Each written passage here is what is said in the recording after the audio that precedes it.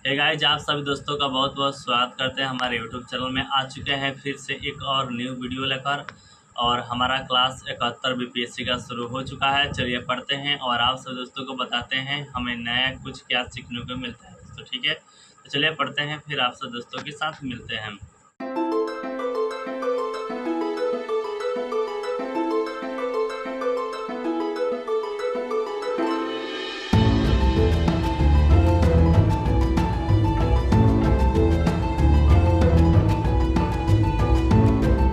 जैसा कि मैंने आप सब दोस्तों को बताया था कि हम क्लास कर रहे थे 71 बीपीएससी का। हमारा क्लास समाप्त हो चुका है। आइए जानते हैं क्या पढ़ाई हुआ है दोस्तों। ठीक है, सबसे पहले बात हुआ है कि बैंकिंग संस्थान या वित्तीय संस्थान कितने प्रकार की होती है। 3 प्रकार की होती है। एक तो होता है बैंक, दूसरा होता है एनबीएफसी और तीसरा होता है एमएफआई दोस्तों। ठीक है, अब बात कर लेते हैं कि जो आरबीआई है। जी हाँ दोस्तों, जो बैंक का हेड होता है आरबीआई, कितने बैंकों का हेड है दोस्तों। ठीक है, तो सबसे पहले बात हुआ है कमर्शियल बैंक का, उसके बाद बात हुआ है दोस्तों सहकारी बैंक का, उसके बाद दोस्तों लोकल एरियाज बैंक का, उसके बाद दोस्तों बात हुआ विभेदीकृत बैंक का, उसके बाद दोस्तों बात हुआ है विकास या विशेषीकृत बैंक का दोस्तों। ठीक है, बात करते हैं कमर्शियल बैंक में 3 प्रकार आता है, जैसे कि मैंने आपको बताई है कि public sector bank, private sector bank और आरआरबीज दोस्तों। ठीक है, वहीं बात की जाए विभेदीकृत बैंक में 2 प्रकार होता है, एक स्मॉल फाइनेंस बैंक और एक और होता है पेमेंट बैंक दोस्तों। यहाँ तक हुआ है कंप्लीट। उसके बाद दोस्तों पढ़ाई हुआ है बैंक। बैंक क्या होता है आइए जानते हैं। बैंक वह वित्तीय संस्थान होता है जो हमारे जमाओं को स्वीकार करे और ज़रूरत पड़ने पर हमें ऋण प्रदान करे दोस्तों, वह बैंक होता है दोस्तों। ठीक है, बात कर लेते हैं बैंक के क्या कार्य होता है। बैंक 2 प्रकार के काम करते हैं, एक होता है प्राथमिक कार्य, एक होता है द्वितीय कार्य। प्राथमिक कार्य की बात की जाए कि यह करना ही होगा, तो इसमें आता है कि हमारे जमाओं को स्वीकार करे और ज़रूरत पड़ने पर हमें ऋण प्रदान करे। वहीं बात कर लिया जाए द्वितीय कार्य 2 प्रकार का होता है, एक होता है दोस्तों एजेंसी कार्य और दूसरा होता है सामान्य उपयोगी कार्य।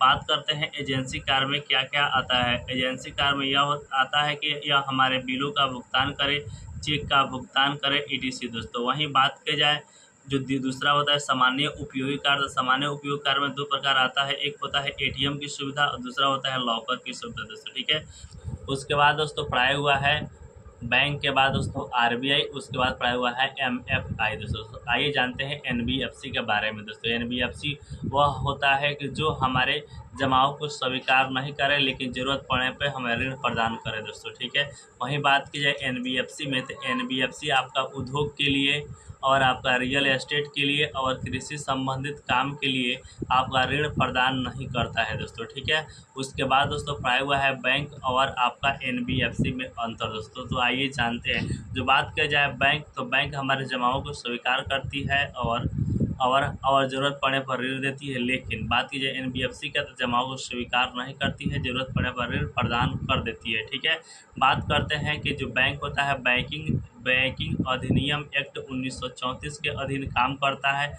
वहीं बात की जाए जो आपका होता है एनबीएफसी, यह होता है कंपनी अधिनियम 1956 के अंतर्गत काम होता है दोस्तों। ठीक है, जो बैंक होता है वह चेक जारी कर सकती है, एनबीएफसी चेक जारी नहीं कर सकती है दोस्तों। ठीक है, जो बैंक होता है भुगतान और निपटान का काम करता है, लेकिन जो आपका एनबीएफसी भुगतान और निपटान का कार्य नहीं करता है दोस्तों। ठीक है, बात करते हैं बैंक, तो बैंक सीआरआर और एसएलआर के नियमों का अनुपालन करती है, लेकिन एनबीएफसी अनुपालन नहीं करती है। बात की जाए जो आपका है बैंक, जो बैंक की जमाएँ होती है डीआईजीआईसीसी के द्वारा बीमा रहित होती है दोस्तों। ठीक है, वहीं जो आपका एनबीएफसी की होती है डीआईजीसी के अंतर्गत नहीं आती है दोस्तों। ठीक है, बात करते हैं बैंक में साख सृजन होता है, जिसके चलते मनी मल्टीप्लायर होता है, वहीं एनबीएफसी में यहाँ साख सृजन नहीं हो पाता है दोस्तों। अब बात कर रहे हैं डीआईजीसी का क्या है दोस्तों। ठीक है, तो बैंक में जितने भी हम लोग पैसा जमा करते हैं दोस्तों, अगर बैंक भाग जाए या ख़त्म हो जाए तो उसका पैसा देने का काम आपका डीआईजीआईसी करती है दोस्तों। ठीक है, बात करते हैं डीआईजीसी कितने तक पैसा हमारा दे सकती है, तो 5 लाख रुपये तक का पैसा इंश्योरेंस करती है दोस्तों। ठीक है, और बात कर लेते हैं कि आपका उसके पहले हम आपको थोड़ा-सा हम बता देते हैं डीआईजीसी जो अधिनियम है 1968 के अधिनियम के तहत काम करती है।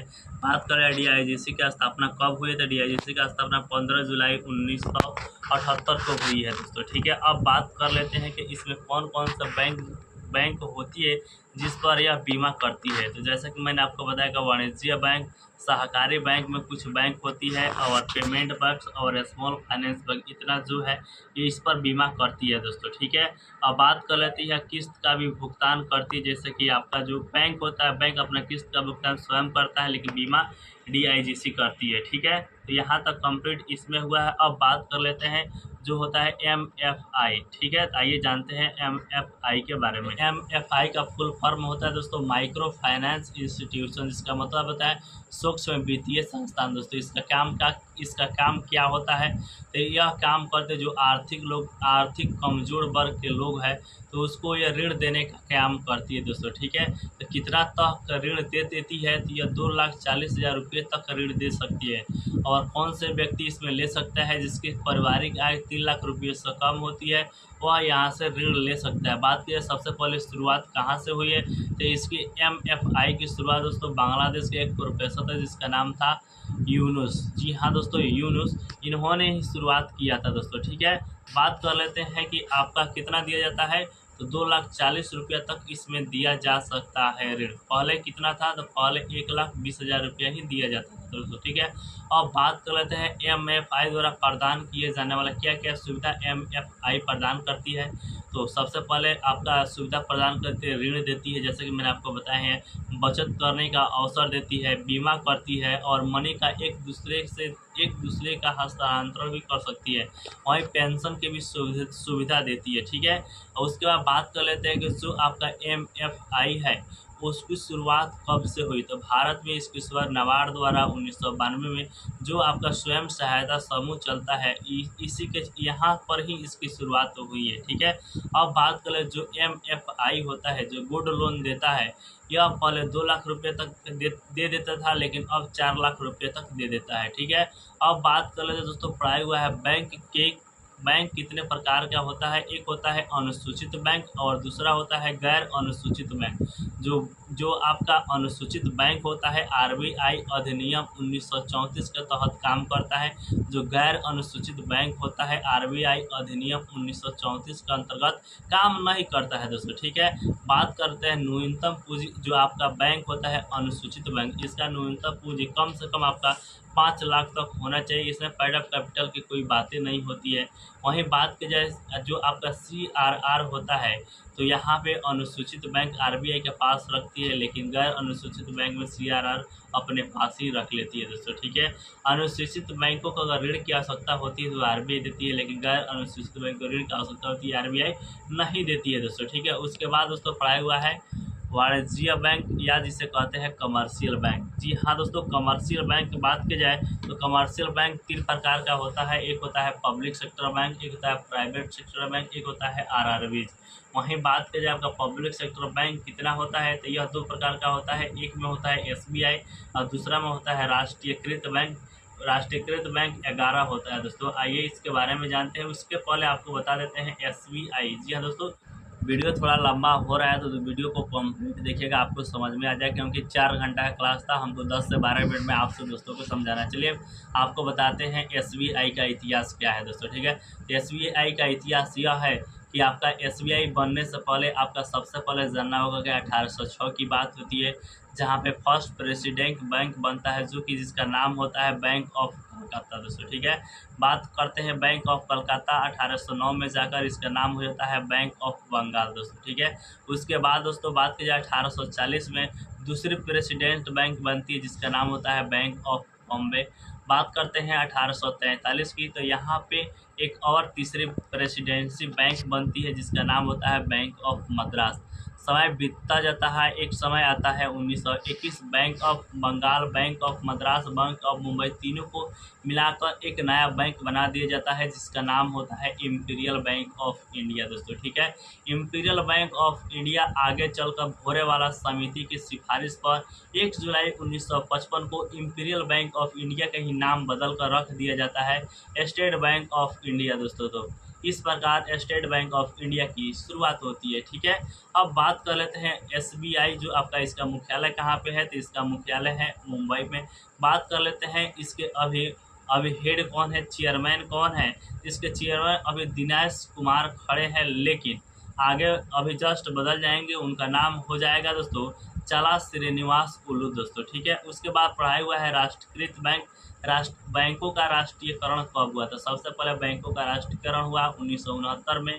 जो भी बैंक थी जिसका पूंजी 50 करोड़ से अधिक था, उन सभी बैंकों को राष्ट्रीयकृत कर दिया गया, जिसमें शामिल थी 14 बैंक। ठीक है, उसके बाद फिर राष्ट्रीयकरण की शुरुआत हुई 1980 में दोस्तों। ठीक है, दूसरा राष्ट्रीयकरण की शुरुआत हुआ 1980 में।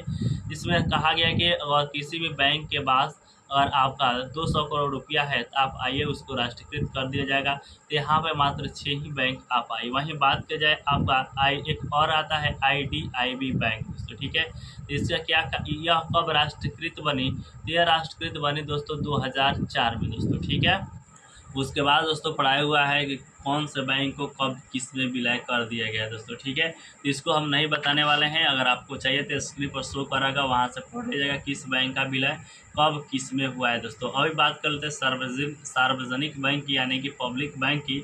तो अभी पब्लिक बैंक सार्वजनिक बैंक 12 है, वहीं नेशनलाइज किया जाए यानी कि राष्ट्रीयकृत बैंक कितना है, तो राष्ट्रीयकृत बैंक 11 है दोस्तों। ठीक है, आइए जानते हैं आगे पढ़ाई हुआ है दोस्तों प्राइवेट बैंक दोस्तों। प्राइवेट बैंक कितने प्रकार का होता है? प्राइवेट बैंक 2 प्रकार का होता है। एक होता है दोस्तों निजी भारतीय बैंक और एक होता है निजी विदेशी बैंक। बात की जाए निजी भारतीय बैंक की, तो निजी भारतीय बैंक वह बैंक होता है जिसकी स्थापना भारत में हुई है और जिसकी शाखा भारत में भी हो सकती है और विदेश में भी हो सकती है। उस बैंक को आपका निजी भारतीय बैंक कहते हैं। जैसे कि आपको हम बता दें कि ICICI बैंक, HDFC बैंक, बंधन bank, Mahindra Kotak bank, yes bank, यह जितने भी बैंक है यह निजी भारतीय बैंक के अंतर्गत आता है।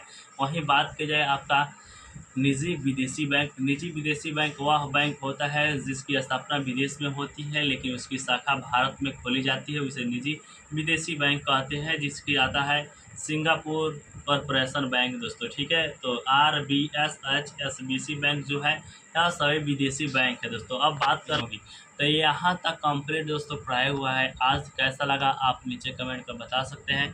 मिलते हैं नेक्स्ट वीडियो में, कल वाले वीडियो में। तब तक के लिए जय हिंद।